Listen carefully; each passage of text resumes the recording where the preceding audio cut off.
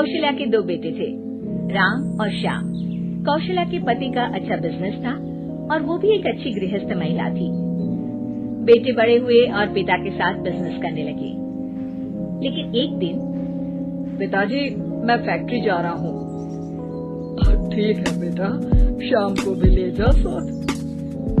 रहने दे पिताजी, नई नई शादी हुई है, थोड़ा घूम फिर ले, फिर तो काम ही करना है ना। और क्या, राम ठीक ही तो कह रहा है।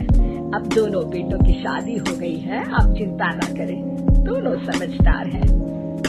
कुछ दिनों तक तो घर में सब कुछ ठीक चलता है, लेकिन एक दिन श्याम और उसकी बीवी, माँ, पिताजी हमें हमारा हिस्सा दे दो, हम अलग रहेंगे।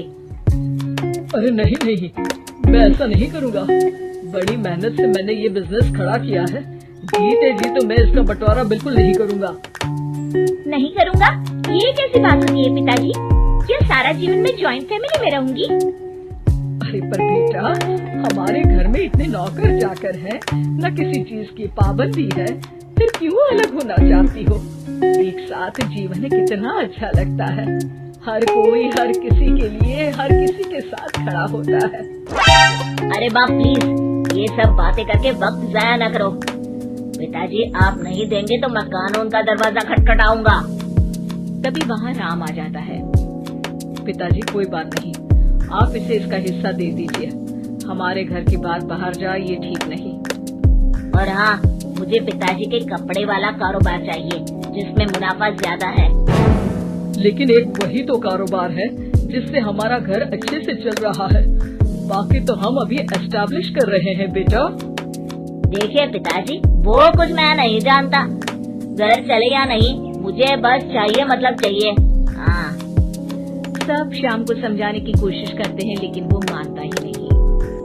ठीक है, अगर तुम्हारी यही मर्जी है तो यही सही, लेकिन मेरी भी एक शर्त है, ये लेकर तुम इस घर में दोबारा कदम नहीं रखोगे। हाँ हाँ, तो रहना भी कौन चाहता है? अरे कैसी बातें कर रहे हैं जी, मैं कैसे श्याम के बिना रहूंगी? आप ठीक है माँ, चलो हमारे साथ रहना। लेकिन बेटा मैं परिवार के बिना भी नहीं रह सकती। अरे यार, मैं श्याम के बिना नहीं रह सकती, मैं परिवार के बिना नहीं रह सकती, तो हम क्या करें? तभी वहाँ राम की बीवी आ जाती है। देखो, तुम माँ को समझने की कोशिश करो, सारा जीवन उन्होंने परिवार के साथ निकाला है। यो घर टूटना किसी को अच्छा नहीं लगता, परिवार साथ रहने का नाम होता है। ओह, ये ज्ञान की गंगा किसी और दिन बहाना, टाइम लेकर आऊंगी मैं। फिलहाल तो हमें जाना है, चलो ना श्याम। दोनों घर से अलग हो जाते हैं। राम और उसके पिताजी एक नया कारोबार नए तरीके से शुरू करते हैं। राम, ये फूड बिजनेस इतने फायदे का सौदा होगा मैंने तो कभी सोचा ही नहीं था। पिताजी, ये आपकी कड़ी मेहनत और सही नीति के कारण संभव हुआ है। घर के सारे एक साथ बैठकर खाना खा रहे होते हैं कि तभी आज श्याम की बहुत याद आ रही है। क्या तुम में से कोई मुझे उससे मिलवाने ले चलेगा? कोई जरूरत नहीं है।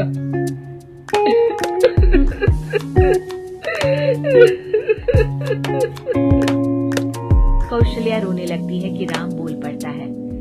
माँ रो मत, मैं आपको कल उसके घर ले चलूंगा। अगली शाम दोनों श्याम के घर जाते हैं, जहाँ श्याम की बीवी साड़ी नहीं बल्कि स्कर्ट पहनी होती है। साथ में उसका भाई और माँ भी होते हैं। अरे आप लोग आइए आइए, मेरी माँ और भाई भी आए हुए हैं यहाँ पर। अब श्याम कहाँ है, वो दिखाई नहीं दे रहा। श्याम को देखने के लिए आंखें तरस रही है। अरे माँ जी, वो ना आज थके हैं तो सो गए हैं। अरे ये तुम्हारे भाई के हाथ में हमारे बिजनेस की फाइल क्यों है? क्यों है मतलब? परिवार का है, काम तो संभाल रहे हैं। कौशल्या सीधे श्याम के कमरे में जाती है, पर ये क्या, हट्टा कट्टा मोटा श्याम, उसकी हालत तो खस्ता सी थी। कौशल्या श्याम को पकड़ लेती है। अरे बेटा क्या हुआ, ये हालत क्या बना रखी है? श्याम सामने खड़े राम के गले लग जाता है। भैया मुझे माफ कर दो, मैं परिवार की किस्मत नहीं समझ पाया। और आपके खिलाफ हो गया। अरे पर हुआ क्या है?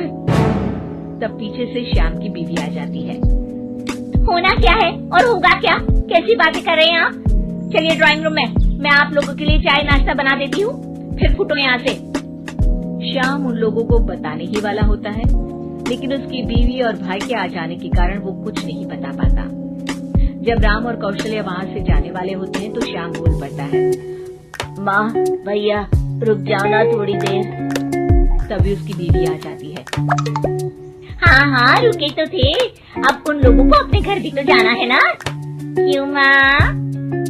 दोनों वहाँ से चले जाते हैं, लेकिन रास्ते में माँ और राम दोनों के ही दिमाग में श्याम की बेचारे वाली तस्वीर घूम रही होती है। राम, क्या हाल है श्याम का? मजे कर रहा होगा जिसके लिए वो अलग हुआ है।